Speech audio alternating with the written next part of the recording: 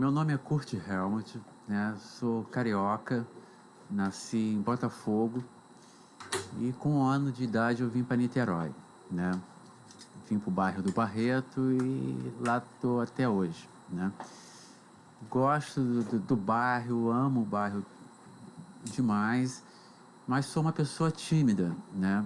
E então eu sempre gostava de escrever, né? Mesmo sendo um garoto tímido, mas tinha vergonha de falar. Então eu me lembro que nos festivais de poesia ou concurso, assim dito, tinha uma pessoa, uma menina que estudava lá comigo, que ela defendia os meus textos, né? Isso foi por muito tempo, né? E mais tarde eu lá na rua tinha um grupo de música lá, que era um menino que era do conservatório e ele tocava lá na calçada dele. Então formamos um grupo chamado Deleme, né, que era Delso, né, Leilto e M de Mute, que meu apelido era Mute por conta do Helmut. E a partir daí, né, a gente estava muito naquela influência da música francesa, né, americana, né, e a gente tinha a coisa do Wi-Fi, do hi-fi, né, que nós chamávamos, e com isso nós começamos a fazer música pra gente. E eu me lembro que eu fiz o Rock das Seis e depois, né, o grupo se dissolveu e eu chamei outras pessoas, aí fiz outras músicas que as pessoas até cantavam no bairro lá, né? Mas aí eu comecei a mudar, né? Mudar a forma de escrever, mas naquela época eu usava muita gíria, né? E uma professora que tem uma influência muito bacana, né? Ela me dava alguns exemplos, né? Que gíria é uma coisa de momento e a poesia tinha que ser uma coisa fácil para as pessoas, né? Porque se mais tarde alguém quisesse saber alguma coisa, ela não precisaria ir no dicionário. Então, que eu procurasse é usar elementos, né, que fosse uma coisa comum em toda a época. Então, ela deu até na época, eu nunca me esqueço o exemplo do poema do Cartola, foi musicado As Rosas Não Falam, porque rosa em todo tempo será sempre rosa. E a partir daí, né, eu comecei a escrever, né, e copiar os meus textos e mostrar os meus textos, né?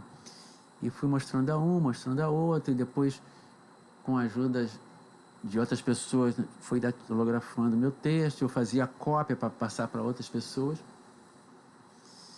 E ficou aquela coisa marcante de eu sempre dar poesia para as pessoas, né? E comecei a participar dos eventos no varal de poesia. Eu comprei uma corda, comprei pregador, então pegava meus textos, né, as pessoas me chamavam para participar do evento e eu ia lá e pendurava, e o grande lance naquele momento era ver as pessoas lendo meus textos, né? Isso eu fiz em Niterói, fiz no Rio, fiz em vários locais. E essa coisa de falar ainda era uma coisa assim muito complicada para mim. Até o dia assim, mas eu gostava de contar histórias, né? Meu pai gostava de contar história e outros amigos contavam história, e você via a emoção que ele dava, o que eles davam em contando as suas histórias. E um dia eu tive o prazer de ser apresentado a um poeta baiano, né? E ele falou o poema dele, né? No local que eu estava, né, fora do Rio, e depois ele teve aqui no Rio com mais 2 amigos e falaram. E eu achei uma coisa assim tão natural que eu falei assim, acho que isso daí acho que dá para pensar em fazer, né, como se fosse contar uma história, né? E a partir daí eu procurava decorar os meus textos, falava ali, falava para algumas pessoas, mas conhecendo uma amiga, ela me apresentou, falou, você tem que ir no CEP 20.000, porque lá, né, é isso, é aquilo. e ela foi me apresentou o Chacal, e naquela época tinha uma chamada audição. Você ia lá, falava seus poemas, e o Chacal, ou quem estivesse lá, ia dizer se estava legal ou não. A primeira vez eu levei pau, não passei, né? Não pela questão do texto, mas dizia o Chacal que meu texto não se encaixava, né, dentro daquela linguagem ali daquele evento, né? Foi uma coisa assim que para mim eu não gostei muito, mas entendia, né? Porque eu achava legal poder participar daquele evento, onde ainda acho que é um celeiro ou uma vitrine de poetas interessantes, muitos que eu conheci ali. E conversando com outros amigos ligados a teatro, eles me ajudaram a melhorar essa coisa e eu comecei a ensaiar, né, sendo observado, né, e sempre pedindo às pessoas que eu não queria ser um ator, eu queria ser um poeta que pudesse falar os meus poemas. E eu voltei para o CEP, para a audição, e passei pela audição e depois fiquei bastante tempo, né, frequentando ali, e comecei também a frequentar outros eventos, né, e sempre aprendendo a cada vez que eu fosse estar falando, né. Eu tinha uma coisa, muitas pessoas devem lembrar, eu andava com gravador, e quando eu começava a falar, né, eu antes botava o gravador lá. Então, depois que terminava, eu ouvia, né, aquela minha apresentação, né, e percebia onde eu poderia estar melhor ou não. E isso era um exercício comigo mesmo, né? E nessa, eu não tinha o hábito de falar em Niterói, não tinha essa coisa de falar em Niterói, né? Mas aí começou a ter um evento no DCE, aí eu vim, participava do DCE, né? Aí eu participei também de um evento numa livraria, né? E comecei a falar, a perder um pouco essa timidez, né, diante do microfone para falar os meus textos, e procuro sempre melhorar a cada vez mais, ter um texto mais maduro, com o meu jeito, com o meu olhar, aquele texto meio que tímido, mas, né, de certa forma inteligente, né? E aprendendo muito também com as outras pessoas, outros poetas que estão ali falando seus poemas. E assim eu vou tocando, né, a minha estrada aí com a poesia. Nessa época que eu estou citando agora, não tinha em Niterói vários eventos como tem hoje, né? Tinha até aqui o único evento que tinha em Niterói assim, extremo, assim, com essa questão da poesia, era um chamado, como é que é? Movimento Terra, né? Que era poesia, teatro e música, né? Que quem tocava esse evento era o Rafael Pimenta. Então, as pessoas falavam poesia na praia, em cima de um caminhão. Teve um momento que isso aconteceu no Sesc de Niterói, já aconteceu no Barreto, no Horto do Barreto. Então foi assim, mas nessa época eu participava com esse pessoal que tocava, não como poeta em si, mas foi um aprendizado também muito legal, né? E não tinha tantos grupos como tem hoje, né? Aí eu ficava mais pelo Rio mesmo, né? Nos sarais do Rio, conhecendo outros grupos, aquelas coisas todas. E depois de muitos anos, né, eu comecei a trabalhar à noite, não tinha tempo, né? Fiquei quase uns 15 anos, por aí, ou mais, uns 20 anos. E nesse momento, quando eu decido a voltar a falar, porque teve um tempo até que no Rio eu também não falava, não tinha tempo para isso. E nessa volta, né, que deve ter mais ou menos 2 anos, 3 anos, aí já tinha uns grupos em Niterói, né? Aí a minha ideia seria assim, de circular entre Niterói e São Gonçalo, porque na época também em São Gonçalo também tinha uns grupos, e passar por todos eles, né? E depois ir ao Rio, rever os outros grupos, né? Essa coisa toda.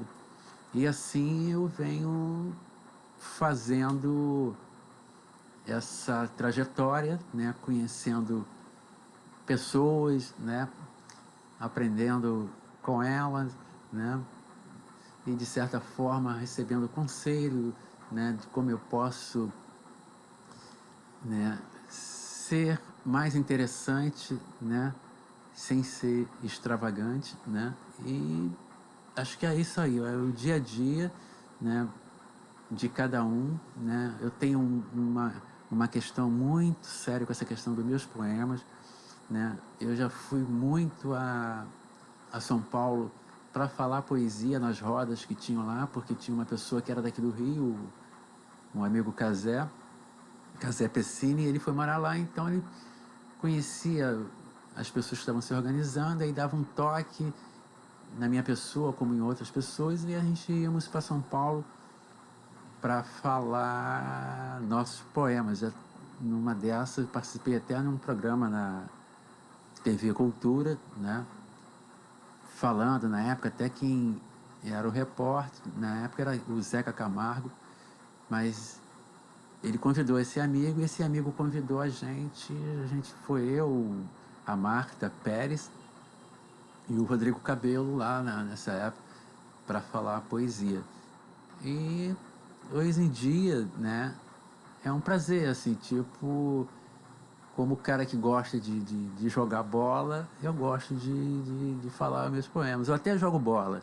Se cair lá em casa, eu jogo outra vez pro lado de fora, né?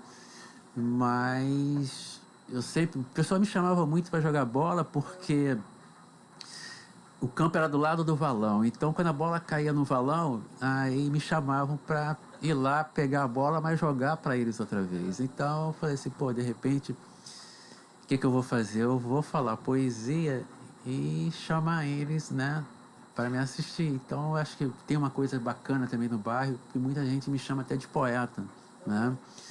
E eu já aconteceu situações de você entrar no bar, eu entrar no bar, nesse processo de audição, e pedir licença, né? E falar o meu poema no bar, né?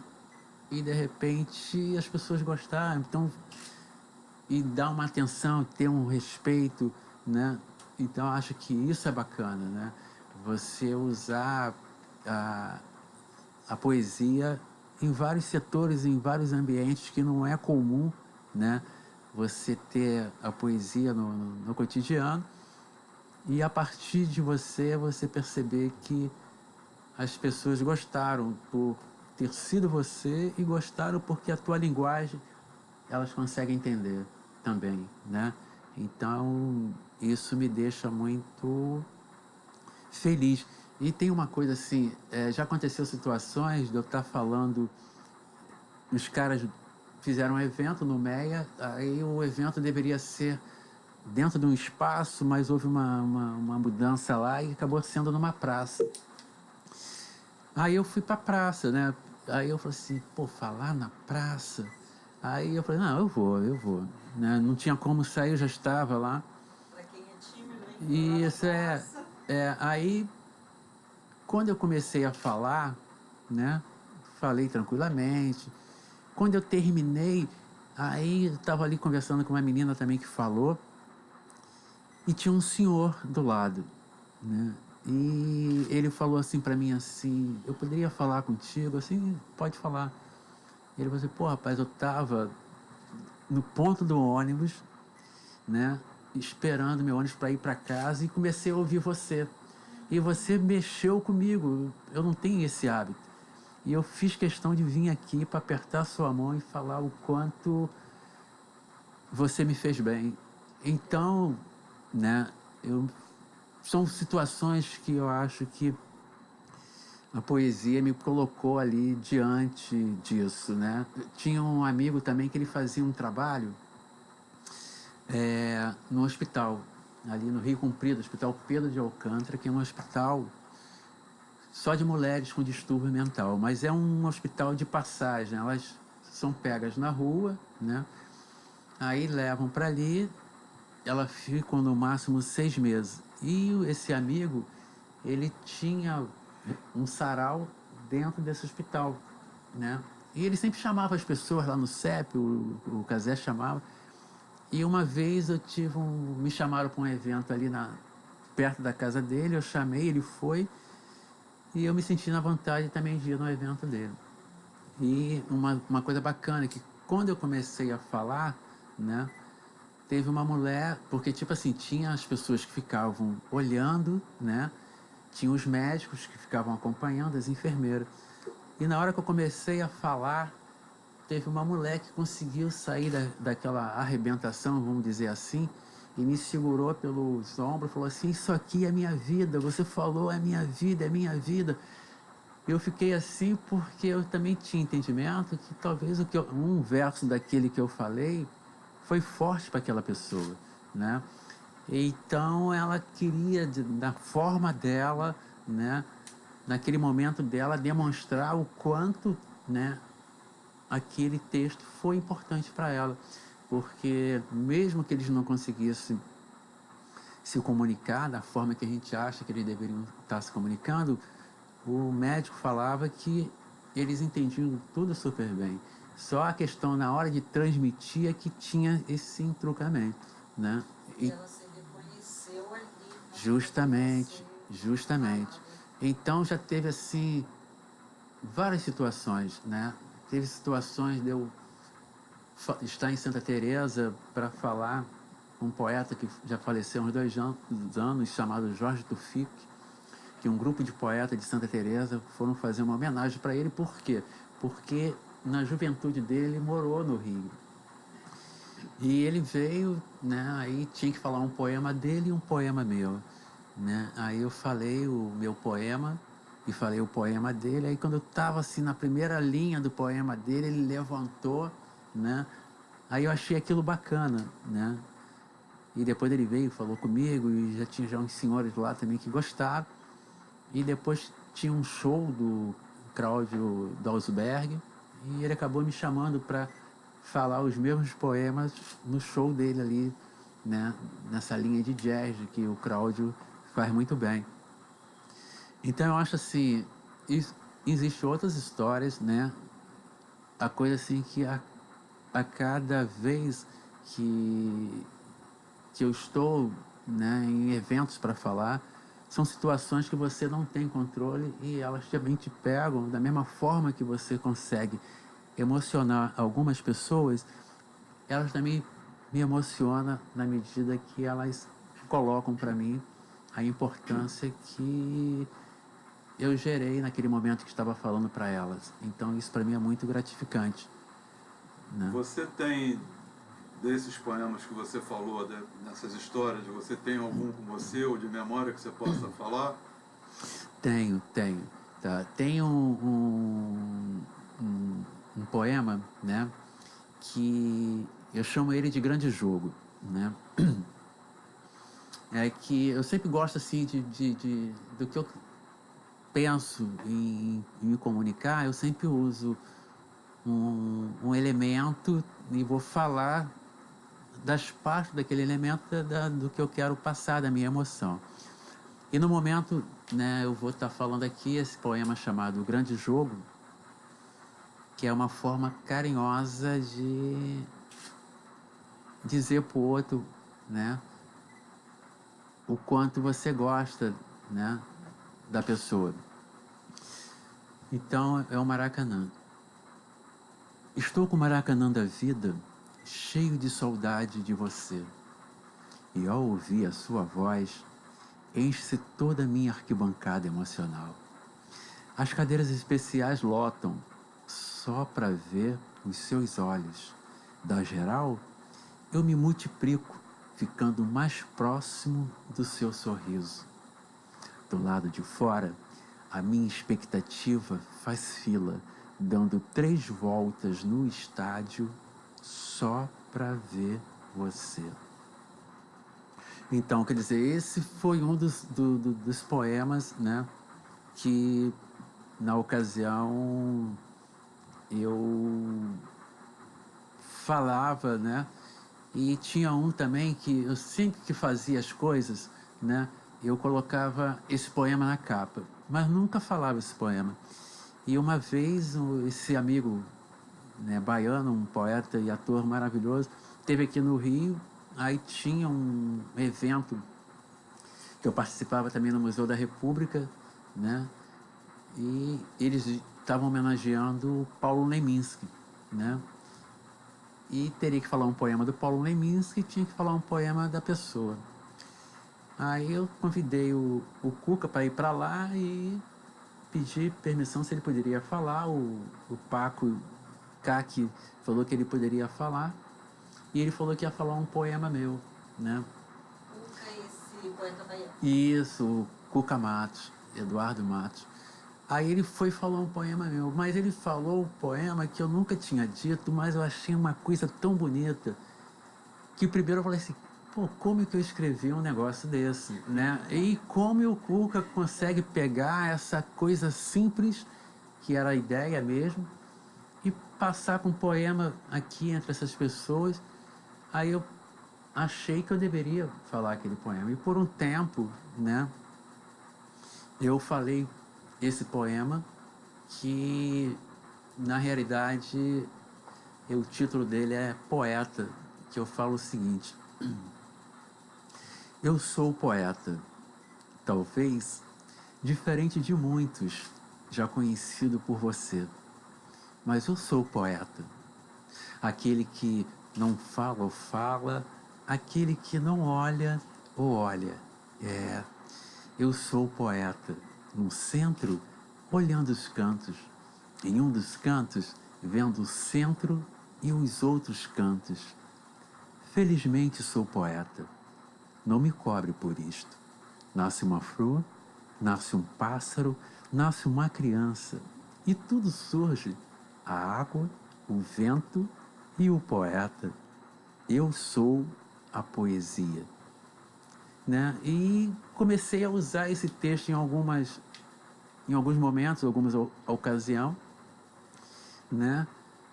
E mudando, né? E falava 2, decorava 2, depois eu consegui decorar 3, depois eu consegui decorar 4, né? Mas mesmo assim tem hora assim que dá um lance, dá aquele branco e você esquece, né?